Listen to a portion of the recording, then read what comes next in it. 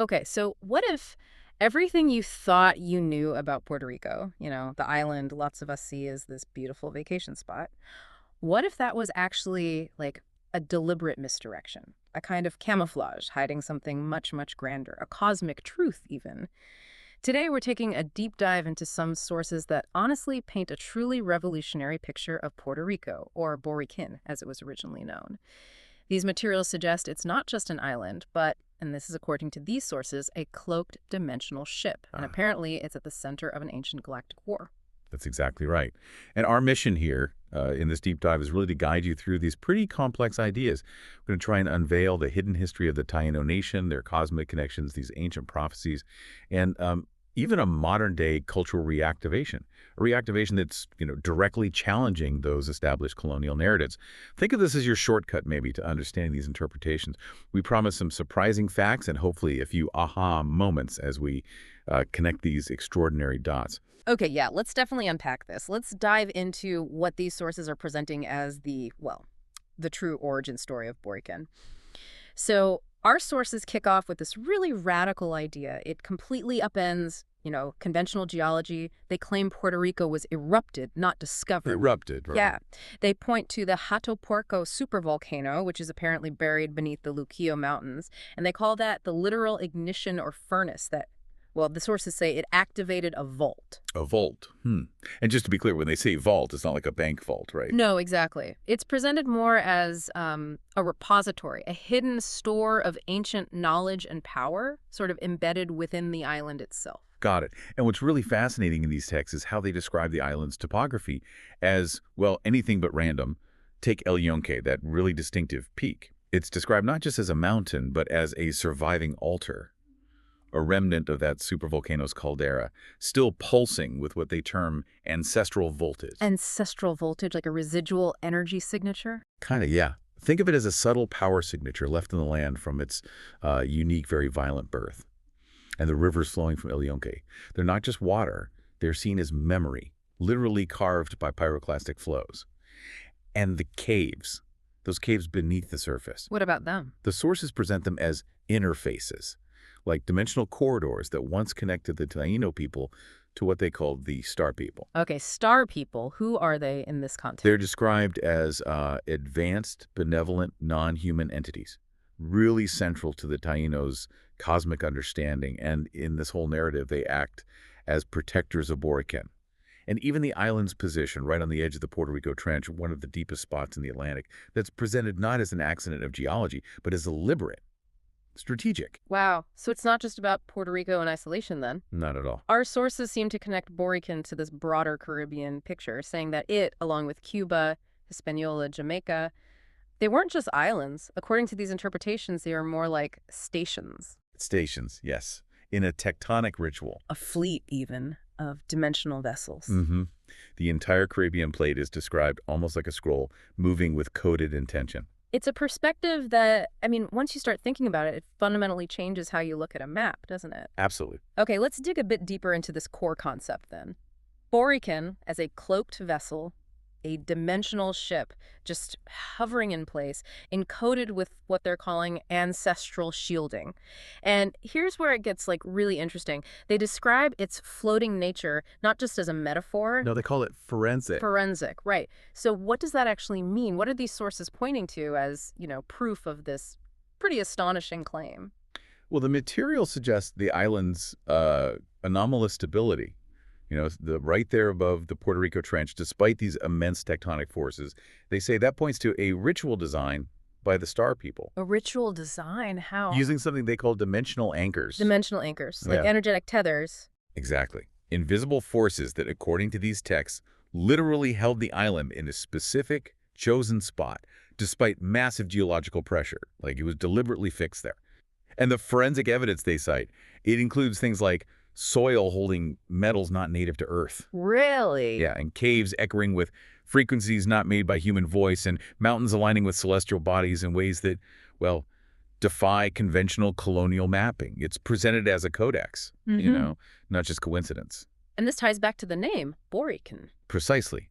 The ancient Taino understanding of Borikén, meaning land of the valiant and brave lord, our sources claim that wasn't just a name.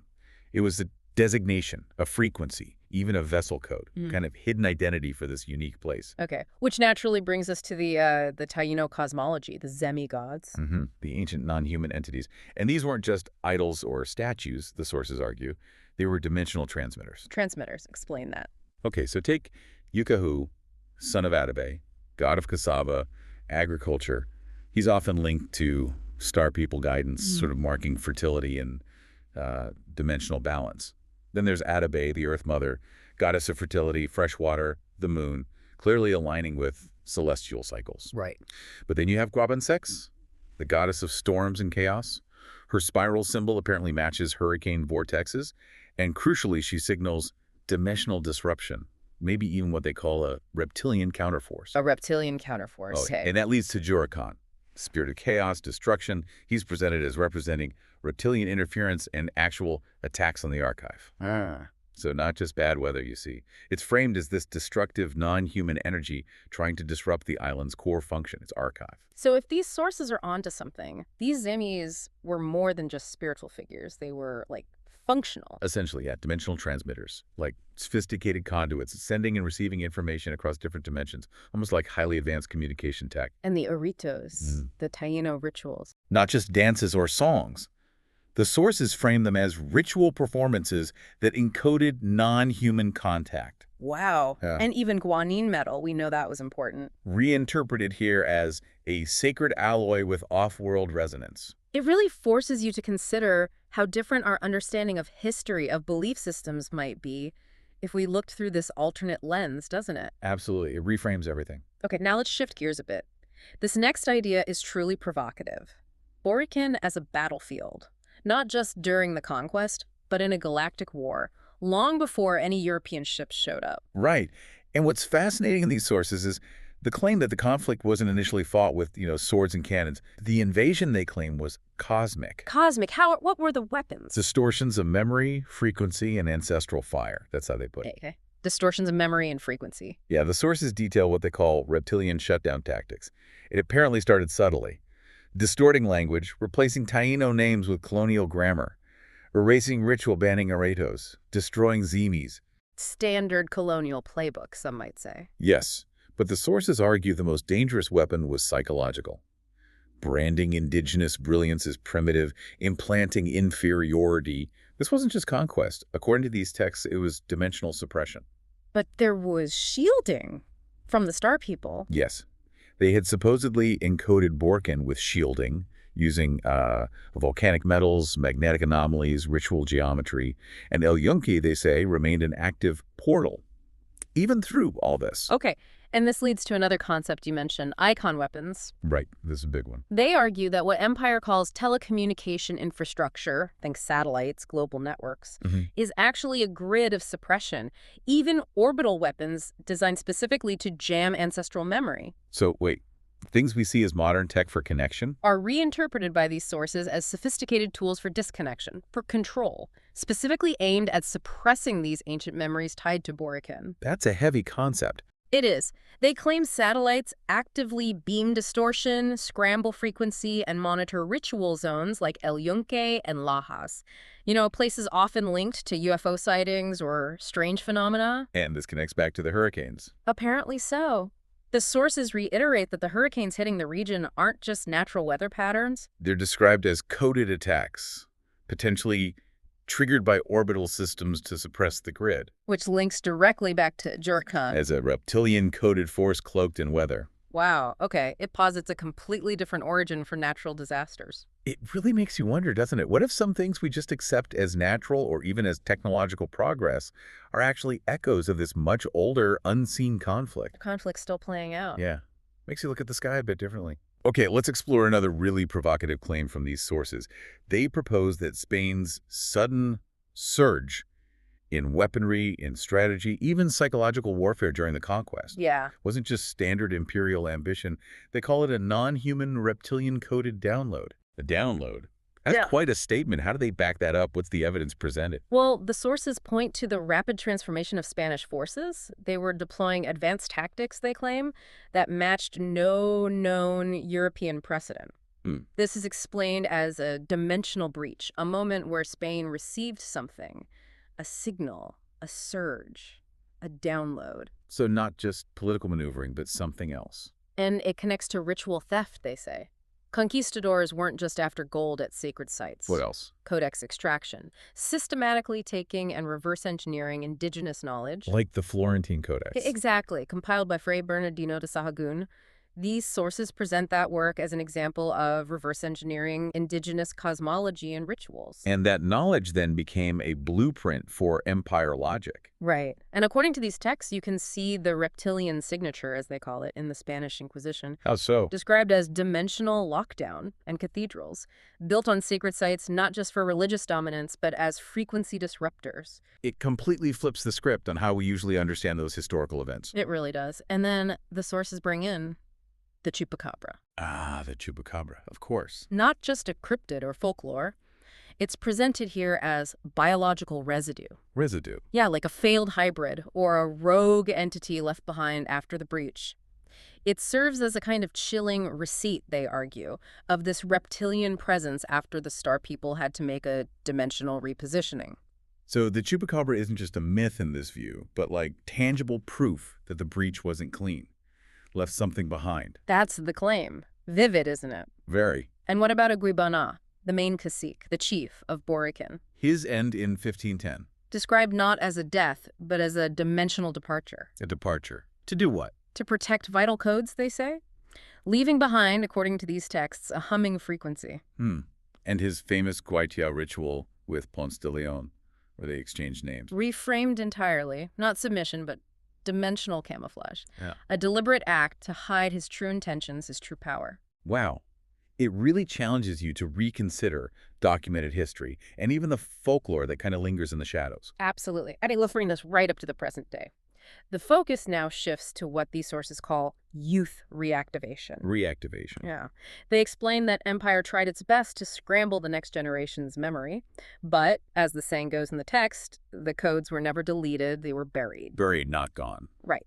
So what does this actually mean for Borikén today, according to these compelling sources? Well, this reactivation is described as forensic. Again, not just symbolic. Young people are literally returning to the caves, decoding petroglyphs. Actively decoding them. Yes, and threading Zemi logic into their daily lives. Cohoba rituals, which were once banned, are now being studied as dimensional protocols. And the volcanic terrain itself, once maybe just seen as dangerous, is now recognized as shielding architecture. So they're not just reclaiming an identity. They're, as the sources put it, rebooting the vault. Rebooting the vault. And central to this whole process is something called supreme mathematics, which isn't presented as like regular math. Yep, no, not at all. The sources call it cosmic architecture. It's a way to understand the universe's fundamental blueprints, how everything's structured, interconnected through symbolic numbers. Okay, can you give an example? Sure. So 1 represents knowledge. That's the soil, the volcanic crust, the archive of the island itself. 2 is wisdom, embodied by the youth, who are described as walking the scroll, actively living and sharing this rediscovered knowledge. 3 is understanding, that clear vision that comes from engaging with these sacred sites using the caves as interfaces. So these aren't just abstract ideas, they're mechanics. Exactly. According to these sources, they're the mechanics of how Borikén functions and how its ancient knowledge is being reaccessed right now. And these numbers are used actively. Yes, they're understood as ritual coordinates. Young people are apparently integrating them into scrolls, garments, digital overlays. They act as signals. And similarly, there's the supreme alphabet, which transforms letters into codex glyphs. Like a code. Kind of. For example, threading the letters B-O-R-I-K-E-N as born original ritual interface knowledge Earth Now. Wow. So the alphabet, just like the numbers, becomes a way to decode and transmit this ancestral knowledge, actively reversing that earlier language distortion we talked about. And the caves themselves are key. Crucial. They're called interface chambers. The sources say they pulse with ancestral breath and offer geomagnetic shielding, places where petroglyphs encode this supreme mathematics without ever actually using numerals. It's a hidden language. Waiting to be reread, reactivated, it paints this powerful picture of cultural resilience, doesn't it? Ancient wisdom, modern youth merging to reboot the vault. And weaponized culture, as the sources put it, against erasure. Okay, so as we wrap up this deep dive, what's the main takeaway from these sources? The central thesis seems really clear. Borikén was jammed, not conquered. It was shielded, not broken. And the Vault protocol, they claim, remains active. And intriguingly, they point to things like the U.S. Geological Survey's own seismic hazard models. What about them? They confirm tectonic reactivation, shifting fault lines in the region, which these sources interpret as, like, geological corroboration. Testimony, even. Testimony of the archive rising. Exactly. A powerful geological signal of this awakening they described. There's a really profound line, a kind of punchline from the source material that seems to encapsulate it all. What's that? They buried the scroll, but they buried it in volcanic soil. They sealed the vault. But they sealed it with karst breath. They scrambled the youth, but they scrambled the ones who count. It really is. So maybe a final thought for everyone listening after hearing all this, just consider how much of what you perceive as natural or historical might actually be, according to these interpretations at least, a deliberate cloaking, a hiding of deeper, maybe even cosmic truths. What signals might you be missing in your own environment, just waiting to be decoded?